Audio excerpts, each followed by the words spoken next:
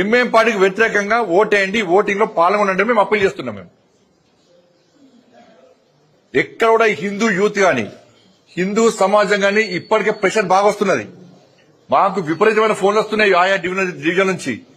అరే 15 నిమిషాల సమయం ఇస్తే నరికి చంపుతాన్నారు మమ్మల్ని ఎంఐ పార్టీ. అటువంటి పార్టీకి మా కార్పొరేటర్ ఓటేస్తాడా? అటువంటి పార్టీకి బీఆర్ఎస్ కాంగ్రెస్ సపోర్ట్ ఇస్తారా? మా దేవులను అవమానపరిచిర్రు, మా గోమాతను వధిస్తున్నారు. అటువంటి ఎంఐ పార్టీకి బీఆర్ఎస్ కాంగ్రెస్ పార్టీ సపోర్ట్ చేస్తాయా?